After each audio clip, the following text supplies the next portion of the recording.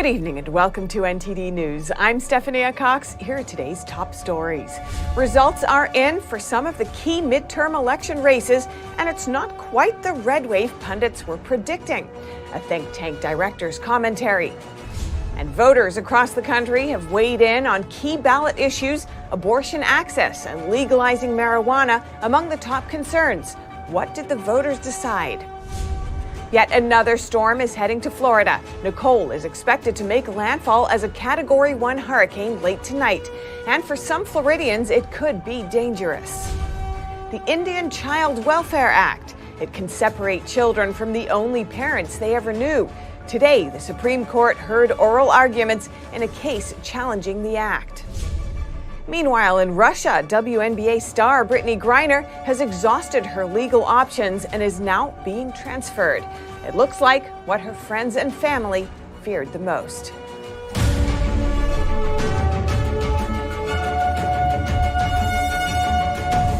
Control of the House and Senate are still up in the air the day after the midterm elections, but some key races have already been called. Here's an overview of those that have been decided and those for which we're still waiting for results.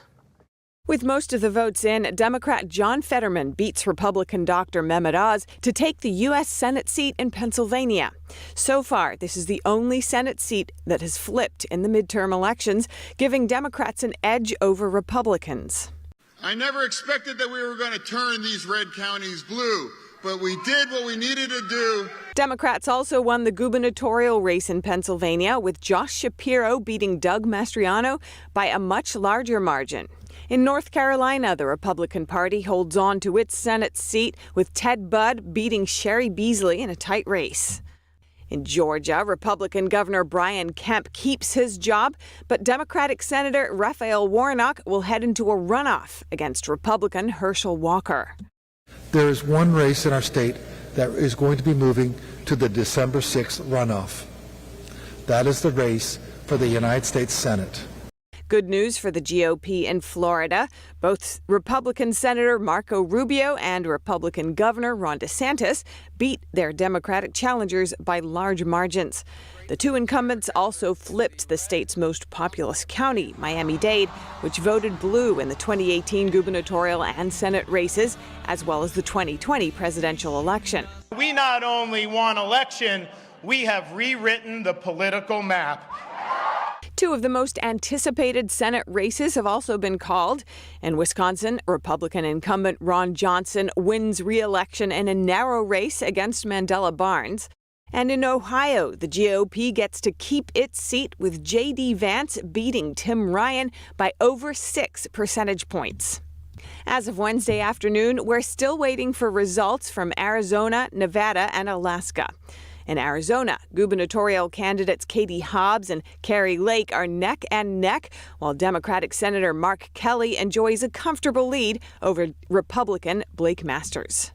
In Nevada, Republicans are leading in both the gubernatorial and Senate races, but vote counting in the state's most populous county could continue for days.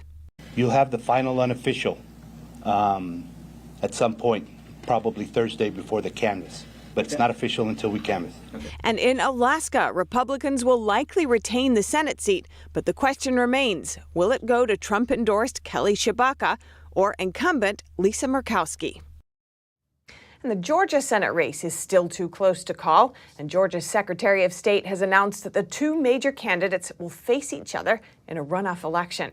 The winner could determine the balance of power in the U.S. Senate.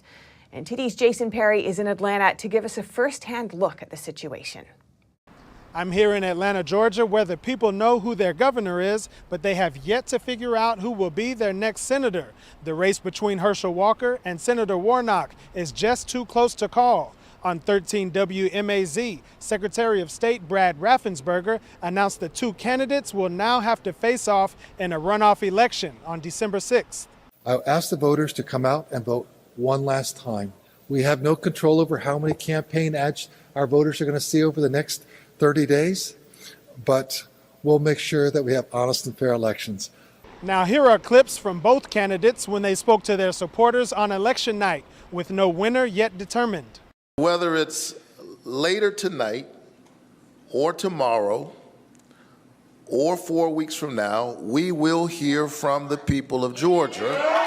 Just hang in there a little bit longer, because something good, it takes a while for it to get better. And it's gonna get better. So I wanted to thank you guys for hanging in. I spoke to some people in downtown Atlanta to see what they think are the top concerns for Americans.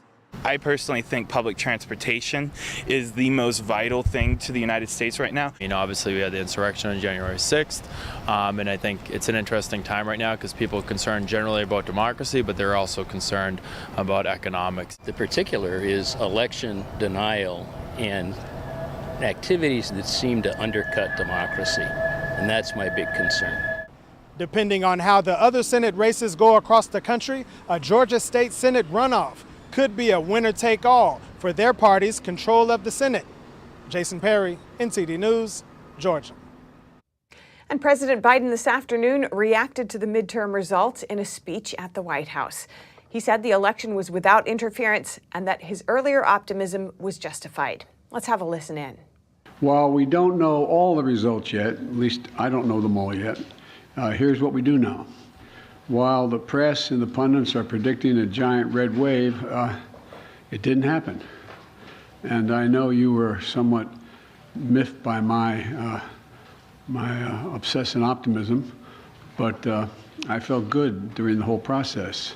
I thought we were going to do fine. While any seat lost is painful, some good Democrats didn't win the last night. Democrats had a strong night. Biden said that voters, poll workers, and election officials are, quote, the heart and soul of our democracy. He added that voters were also clear about their concerns about inflation and the economy. He spoke about what his administration has done so far and pledged to work together with Republicans regardless of the final election results. And earlier today, I spoke with Wade Miller, executive director of the think tank Citizens for Renewing America, for his view on the election results. Wade Miller, welcome to our show. Thanks so much for joining us. Thanks for having me on. Now, it's looking like that red wave Republicans were expecting is not materializing. You spent more than a decade working with the conservative grassroots movement, campaigns, and public policy development in Washington and on Capitol Hill. What do you make of the results so far? Sure. So I agree. I don't think that there was a red wave. I was always a little bit pessimistic that there would be one, simply because I thought there was a little bit of an over-reliance on the economic arguments and the inflation arguments. And those, that necessitates a conversation about the Fed, consumer price index. And I think there was some confusion about what's really going on there and who is to completely blame. And I think that we over-relied on that and under-relied on some of the issues like the border, the radicalism of the woke and weaponized agenda of the left. And I don't think that that was really put to the forefront in a national sense. And so when people talk about candidate selection, whether you were an establishment Republican, a conservative Republican, a MAGA Republican, the trend was basically the same. We saw the basic same kind of lackluster performance. So I don't think it was about any type of endorsements or any type of specific type of candidate. I think it was just a lack of the Republican Party to provide a unifying vision that really resonated with voters and gave them an excuse to actually stop what they're doing with their daily lives, to actually go out, get their friends, and to go vote and be excited about doing so. And then the other thing that I think you saw is that there was a higher turnout amongst younger voters who, again, have been through K through 12 and college leftist propaganda, and they're left-leaning voter demographics right now. And I think that coupled with the fact that the entire redistricting process that we just went through, a year or so ago, has created a new dynamic where there's fewer gettable seats. So you really need, in order to have a wave, you really need to outperform in ways that we hadn't performed in 2010 and other wave elections. We need to actually do better now than those years to have the same type of impact, because there's just not as many purple seats anymore. In Florida, there was a red wave, and it's credited to a range of factors. One of those could be Governor Ron DeSantis removing COVID-era voting laws that typically help Democrats, for example, around mail-in ballots. How much of a role do you think this played? 100%. If you remember, Governor DeSantis, when he first won, he didn't win by a huge margin. This was a very purple, if not left-leaning state.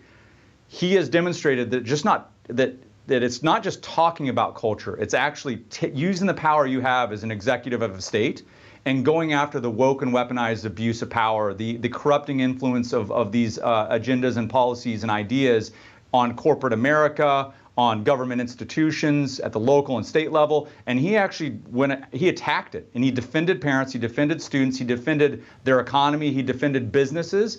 And I think voters saw that, and what you saw, and he saw, and this happened in a way that has not happened elsewhere. So if you look at Texas, for instance, Governor Abbott and statewide leaders there had previously been winning by 15 or 20 points in past election cycles. They won by 10 or 12 this time. And so I think that what that shows you is that if you lead like a Governor DeSantis, you're going to change a state's demographics generationally to the right, because people are inspired by that leadership. And what's happening in other places like Texas is they're just treading water. It's the same old stuff. They're not inspiring people. And so they're slowly losing their lead because they're not inspiring a new generation. And they're not actually using the power that they have to affect outcomes that voters want. And so voters in Texas, for instance, want the state to declare an invasion and to use Article 1, Section 10, Clause 3 to defend their borders and to secure it. And so far, he's refused to do that. Voters see that lack of action, and then they see Governor DeSantis in Florida actually leading the way and providing innovative solutions and actually using his power to do good things. And I think that that's two different dynamics, and we saw it play out last night throughout America. And you mentioned young voters. Some people point to young voters as a key reason the tide hasn't turned as strongly towards Republicans as expected.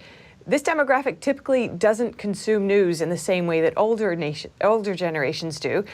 Do you think that social media's echo chambers could have played a role in this too? Oh, absolutely. And big tech, government colluding with big tech to control messaging, to source out to third-party organizations voter turnout efforts using taxpayer funds that specifically target demographics and counties that might assist, Democrats. There's a whole slew of issues that we need to confront. The Biden Bucks EO, for instance, that empowered the federal government to micro-target turnout throughout the states. And so this is something we've been fighting back against, and something that a Republican-controlled Congress has got to stop, if that's the case. And yes, that impacts. When you have corporate America, big tech, the Biden administration all colluding together to, force certain electoral outcomes, then this is what you see. And so, seeing higher turnout amongst that demographic should be something that, Republicans notice and start paying attention to. A number of things went wrong in terms of systems going down during voting hours yesterday, or other delays or interruptions to voters. Do you expect to see many lawsuits coming in contesting the results, or at least voters' access to voting? I think so. And I think that in some respects that's started to happen. I think judges have shut down some preliminary efforts in Arizona. You had 60 sites that their machines went down because of, quote unquote, printer errors. Which is odd because none of these things happened during early voting. So I'm not exactly sure why all of a sudden this happened on voting day, which heavily favors Republicans. And remember, in Arizona, Kari Lake's opponent is the one who is in charge of counting the votes. And so this is all very concerning. We need to take a long, hard look at it. And I think that voters were disenfranchised in Arizona. And to the degree that that happens, I think that the court should recognize it, and the voters should insist on changes, systemic changes there. And finally, what do you think this election could mean for 2024?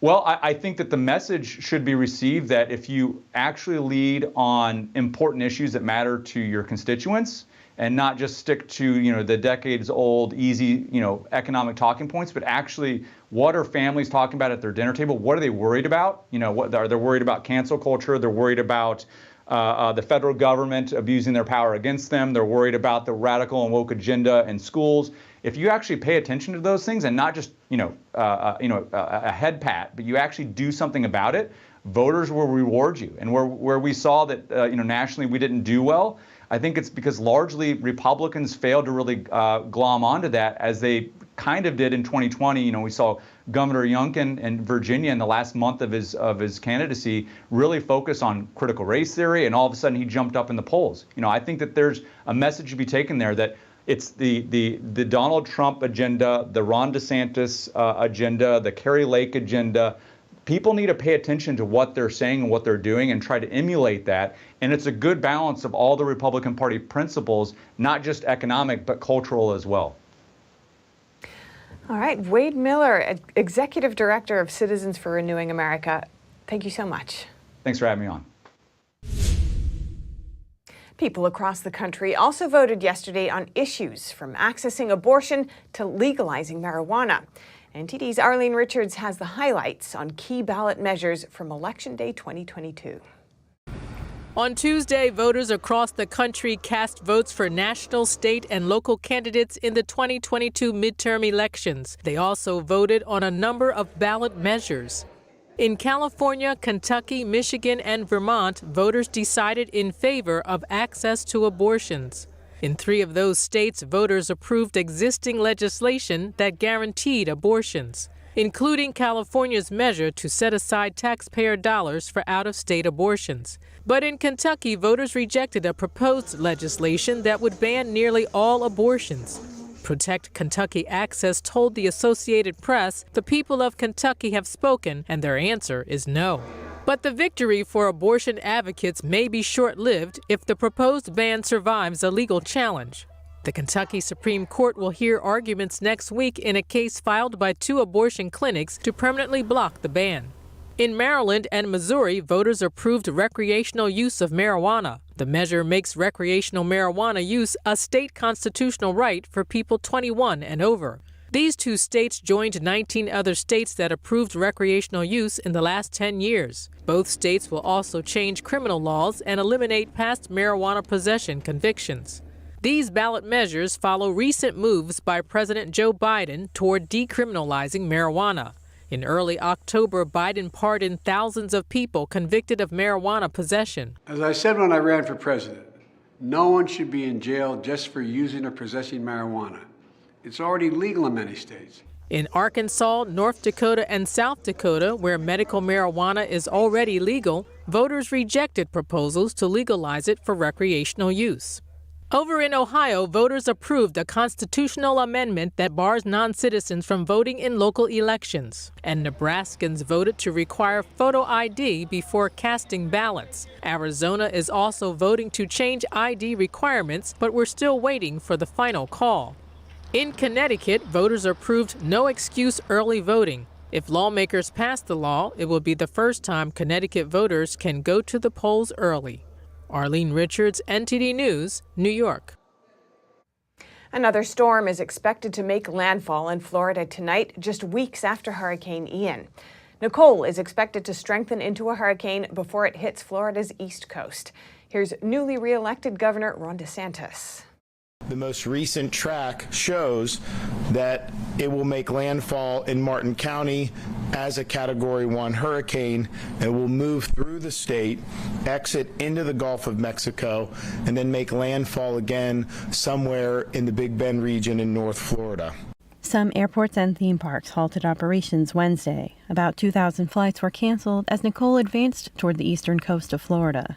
Orlando International Airport tweeted that today at 4 p.m., commercial operations will cease at our airport.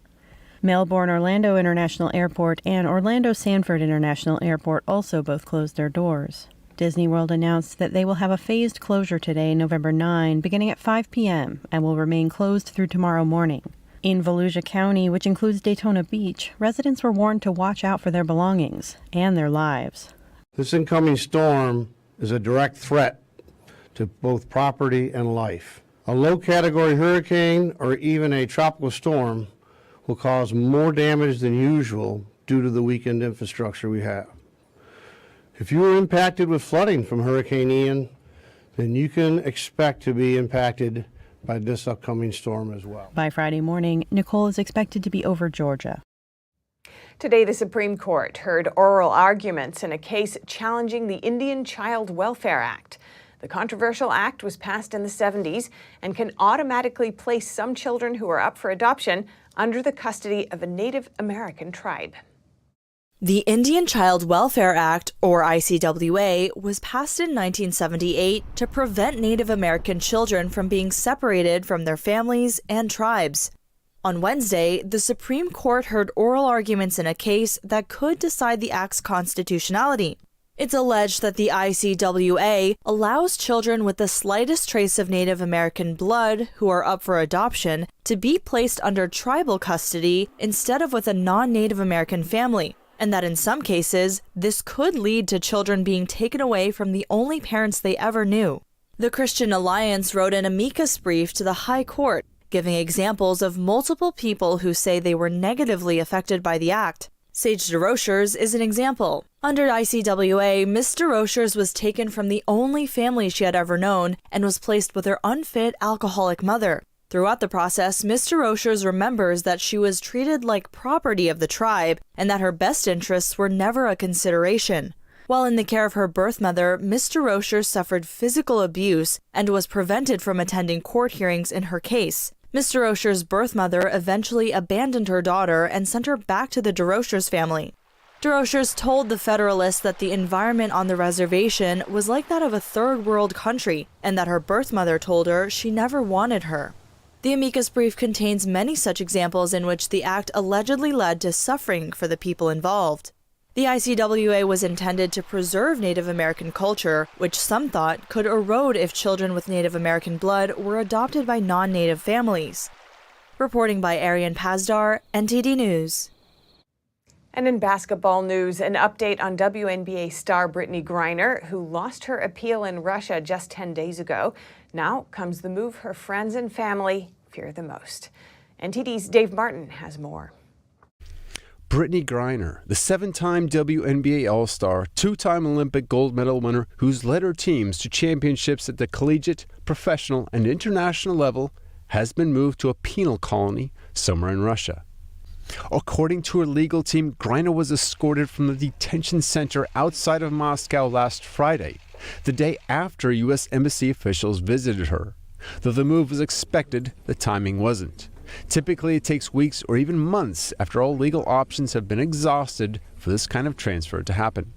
Meanwhile, even her attorneys don't know exactly where she is or where she's headed, only that they're to be notified once she gets there. The penal colonies are considered to be much harsher conditions than the detention centers, often drawing comparisons to the Soviet-era gulags where prisoners are forced to work all day long. And Griner's been sent there after pleading guilty to drug possession charges back in July. Her charge carried a 10-year maximum sentence, and though her lawyers argued that similar cases resulted in 5 years, Griner was given 9. Back in June, the U.S. State Department announced that they'd offered Russia a prisoner exchange deal for Griner, but they've yet to strike an agreement. Her return home now hinges on the cooperation between the two governments. Dave Martin, NTD News. Coming up, massive layoffs at Facebook parent Meta. With thousands of jobs to be cut, what went wrong?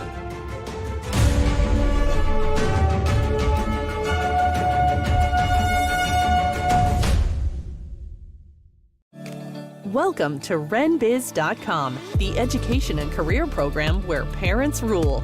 We replace public schools and universities. We are for ages 6 to 100. Never any big student loans with us. You graduate with a traditional diploma, a university degree, and your own family business. Adults returning to obtain better careers. Parents looking for better academic and career opportunities for their kids. At Business Occasion, you spend 50% of your time on traditional education and 50% on business education, including setting up your own family business. Learning is in your small, in-person pods of 6 to 10 students. At Renaissance Business Occasion, aka RenBiz.com, graduation means you have a degree and your own family business. Like education always should have been, a transition to getting a career.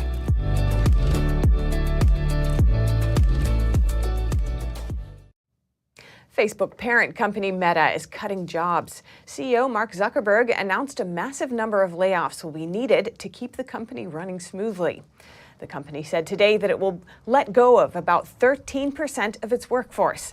It's cutting more than 11,000 out of about 87,000 employees. It's one of the biggest layoffs this year as the Facebook parent company battles inflation, soaring costs, and a weak advertising market after overextending itself during the pandemic bump. The mass layoffs, the first in Meta's 18-year history, follow thousands of job cuts at other major tech companies, including the Elon Musk-owned Twitter and Microsoft. And just this week, Salesforce also laid off hundreds of people, but nowhere near Meta's 11,000. And on Election Day, a lucky lottery winner in Southern California hit the jackpot of over $2 billion. It's believed to be a world record. A Powerball player in Altadena, California, holds the only winning ticket sold for the $2.04 billion jackpot. Joe's Service Center, about 5 miles north of Pasadena, sold the ticket. I come 6 o'clock in the morning to work, and I find the state lottery people waiting for me here. And they told me, we have a good news for you. So you never come early. So I have a feeling we have a winner. So we got more excited, so we have to have a coffee party in the morning with the state lottery, and then we start to hear more good news for the people win, and we hope somebody from Altadena. According to the California State Lottery on Tuesday, the sum is a result of a string of 40 drawings that produced no winners. That pushed the top prize into record territory.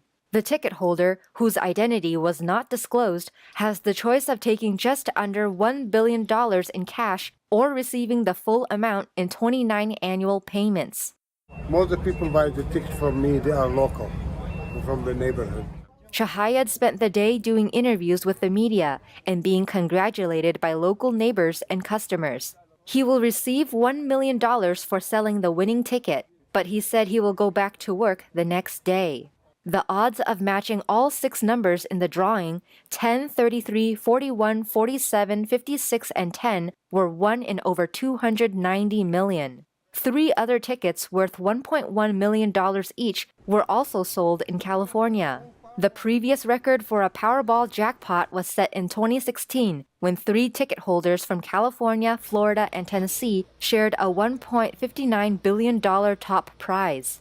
According to multiple media reports, the $2.04 billion Powerball jackpot ranks as a world record for a lottery top prize. And that's all for today's news. Thanks for tuning in. Until next time, I'm Stephania Cox. Good night.